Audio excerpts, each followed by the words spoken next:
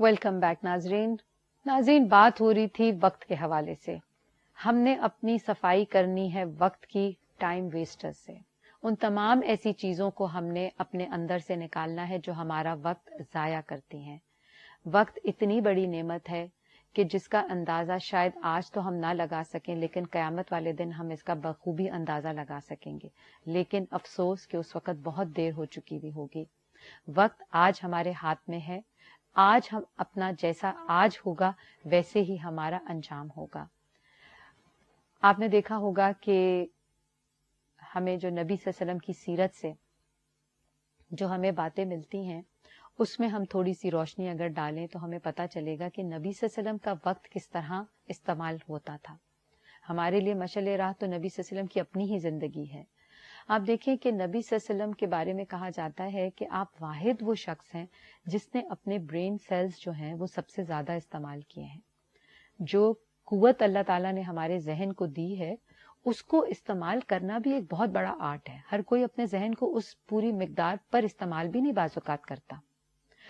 नबी सल्लल्लाहु अलैहि वसल्लम अपने दिन के जो सबसे जो जिसको कहना चाहिए जो कीमती वक्त है वो था रात के आखिरी 1/3 हिस्से का, यानी कि फजर से पहले जो last 1/3 part of the night है। नबी सल्लल्लाहु अलैहि वसल्लम का वो वक्त बहुत ही कीमती, और अगर हम उसको इस बात को मैं कहने में शायद ना शर्माऊं कि उस वक्त का पूरा इन्हिसार बाकी रेस्ट ऑफ द डे पर बहुत सॉलिड पड़ता था। इसलिए कि नबी सल्लल्लाहु अलैहि वसल्लम रात को जब उठते थे, नफल नमाज के लिए जब खड़े होते थे तो बाज़ औक़ात बहुत आपकी तवील तलावत होती थी, बहुत लंबा कयाम होता था। वो जो रूहानियत आप लेकर फजर के बाद अपने दुनिया के कामों में आते थे, वो आपकी दुनिया के कामों में आसानी नंबर 1 और बरकत नंबर 2 डाल दिया करती थी। यानी कि वही 24 घंटे हैं, लेकिन अगर उसमें कभी फहरिस्त निकाले नबी सल्लल्लाहु अलैहि वसल्लम के कामों की तो बहुत लंबी फहरिस्त बनेगी। शायद मैं और आप तो अभी उसको सिर्फ सोच सकते हैं। नबी सल्लल्लाहु अलैहि वसल्लम की जिंदगी में सहाबा भी थे, जंगें भी थी, हुकूमत का चलाना भी था, लोगों के मसले मसाइल सुनना भी था, आपकी फैमिलीज भी थी, अज़वाजे मुताहरात के साथ वक्त गुजारना भी था, आपकी औलाद भी थी, आपके दोस्त भी थे, आपके दुश्मन भी थे, आपके अंदर एक स्टेट्समैन और एक लीडर की क्वालिटीज भी थी जो आपने अपने वक्त के अंदर से ही उसको भी निभाया। फिर आपका मामला दूसरे मुल्कों के लोगों से, सफीरों से भी रहता था। दूसरे जो वफद आया करते थे आप उनसे भी मामला किया करते थे। फिर जंग के बाद कैदी भी हाथ आते थे, उनके साथ भी मामला होता था। इसी तरह जो जानवर आसपास होते थे उनके लिए भी हमें बहुत से सबक सिखाए। मेरे कहने का मकसद क्या है कि आपके दिन के हिस्से बटे हुए थे। नबी सल्लल्लाहु अलैहि वसल्लम का वक्त जैसे हम देखते हैं कि असर के बाद आप अपनी अज़वाजे मुताहरात के पास जाया करते थे और आपकी बारियां होती थी हर एक के पास रात गुजारने की। और कुछ टाइम आपका ऐसा था जिसको हम अपने अल्फाज में तो शायद फ्री टाइम कह सकते हैं। फ्री टाइम आपने देखा होगा अमूमी तौर पे कौन सा होता है। जब हमारे शौहर अगर काम करके घर आते हैं तो वो एक तरह से कहते हैं कि बस अब हम काम करके घर आ गए, हम फारग हो गए, और फिर वो आराम कर रहे हैं, टीवी देख रहे हैं, खबरें पढ़ रहे हैं, बच्चों के साथ या और मसरूफियात हैं। लेकिन हम देखते हैं कि नबी सल्लल्लाहु अलैहि वसल्लम की जिंदगी का जो फ्री टाइम था वो आपकी काउंसलिंग का टाइम होता था। लोग आपके पास अपने मसले मसाइल लेकर आते थे और आप उनके जवाबात दिया करते थे। बाज़ औक़ात लोग बहुत से फिकी मसाइल भी लेकर आते थे, अपने जाती मसले भी लेकर आते थे। इसी तरह हम देखते हैं कि आप घर का काम भी पूरा किया करते थे। क्या कपड़ों को पैबंद लगाना, क्या जूते की सिलाई करना, क्या घर में आटा गूंदना, हम देखते हैं कि वो भी हमें कहीं से हमें सीरत में नहीं मिलता कि आपने घर में काम ना किया हो। फिर इसी तरह हम देखते हैं कि जंगों में भी बहुत सी ऐसी गज़वात हैं जिसमें खुद नबी सल्लल्लाहु अलैहि वसल्लम साथ सहाबा के गए हैं लड़ने के लिए। रात की इबादत देखें तो वो नबी सल्लल्लाहु अलैहि वसल्लम की सबसे ज्यादा। इससे क्या बात समझ आती है? बच्चों के हवाले से देखें तो यहां तक बताया जाता है कि नबी सल्लल्लाहु अलैहि वसल्लम अगर किसी बच्चे के सर पर हाथ फेर देते थे तो बाद का आया हुआ मिला हुआ शख्स बता सकता था कि इसके सर पर नबी सल्लल्लाहु अलैहि वसल्लम ने हाथ रखा है। آپ جس گلی سے گزر جاتے تھے آپ کی خوشبو محسوس ہوتی تھی. بتانے کا مقصد کیا ہے کہ نبی صلی اللہ علیہ وسلم نے اپنے ہی دیے ہوئے وقت کا بھرپور استعمال کیا. آپ دیکھیں آپ تعلیم کا بھی پورا نظام قائم کیا ہوا تھا.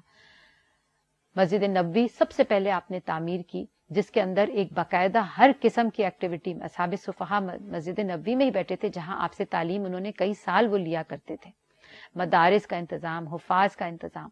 اس سے یہ پتا چلتا ہے کہ آپ نے اپنے وقت کے اندر سے ٹائم ویسٹرز کو نکال دیا تھا. یہ میں جتنی بھی آپ کو باتیں بتا رہی ہوں, کیا اس میں سے آپ کو کوئی بھی ایسی بات لگ رہی ہے جس کو ہم کہہ سکتے ہیں کہ یہاں انہوں نے ٹائم ویسٹ کیا, یا یہاں انہوں نے وہ کام کیا اس کی تو ضرورت نہیں تھی؟ حالانکہ ہم دیکھیں کہ سب سے زیادہ مسکرانے والے بھی نبی صلی اللہ علیہ وسلم تھے. آپ سے فرماتے ہیں نا کہ جب تم میں سے کسی کو کوئی غم یا تکلیف پہنچے تو وہ میرے غموں کی طرف دیکھ لے. آپ نے اپنے والد صاحب کو نہیں دیکھا, آپ کی والدہ آپ کی اتنی کم سن عمر میں چلی گئی, آپ کے چچا جو آپ کی رکھوالی کر رہے تھے وہ چلے گئے, پھر ایک وقت آیا حضرت خدیجہ فوت ہو گئی, اور پھر اس طرح کے مشرکین مکہ کے الگ جو مظالم تھے وہ الگ ان کی کہانی ہے. مدینہ میں جب آپ گئے وہاں الگ معاملات ہوئے یہودیوں کے ساتھ, عیسائیوں کے ساتھ. تو کہنے کا مقصد یہ ہے کہ ایک شخص فوکسڈ زندگی اسی وقت گزار سکتا ہے جب وہ ٹائم ویسٹرز کو نمبر 1 آئیڈینٹیفائی کرے اور پھر ان کو اپنی زندگی سے نکالے. اب ہم دیکھتے ہیں کہ صرف یہی بات ختم نہیں ہوتی, صحابہ کرام کی طرف بھی ہمیں آنا پڑے گا. کیوں؟ کیونکہ 23 سال میں آپ نے جن لوگوں کی تیاری کی ہے وہ صحابہ کرام ہیں. صحابہ کرام کی تیاری میں نبی صلی اللہ علیہ وسلم کا 23 سال کی تربیت وہ ایسی ہے کہ ہم دیکھتے ہیں کہ صحابہ نے اس روشنی کو جو آپ نے جو وقت لگایا ان پر, ان کو جو تیار کیا, اس کی رہنمائی آج تک ہم اور تا قیامت ہم اس کو حاصل کرتے رہیں گے. پھر صحابہ پہ بات نہیں ختم ہوتی, ان کے وقت میں ہم دیکھتے ہیں پھر تابعین تیار ہوئے, ان کے وقت میں ہم دیکھتے ہیں تبع تابعین تیار ہوئے. تو آج ہم دیکھیں کہ ہم کہاں کھڑے ہیں. کیا ہم اپنے وقت کا صحیح استعمال کر رہے ہیں؟ کیا ہمیں کل اپنے وقت کو ضائع کرنے پر افسوس تو نہیں ہوگا؟ کیا ہم نے اپنے رشتہ داروں کو وقت دیا, فیملی کو وقت دیا, دوستوں کے حق ادا کرے, والدین کے حق ادا کرے, اپنے بزنس کے, اپنے کام کے, اور ایٹ دا سیم ٹائم اپنے وقت کے لیے, اپنے وقت سے اپنے لیے وقت نکالا کہ اپنی آخرت کو بنا لے؟ ناظرین, اس کے ساتھ ہی ہمارا آج کا موضوع مکمل ہوتا ہے. انشاءاللہ آپ سے دوبارہ ملاقات ہوگی نئے موضوع کے ساتھ. تب تک کے لیے اجازت چاہتی ہوں. السلام علیکم ورحمۃ اللہ وبرکاتہ. سبحانک اللہم وبحمدک اشہد ان لا الہ الا انت استغفرک واتوب الیک.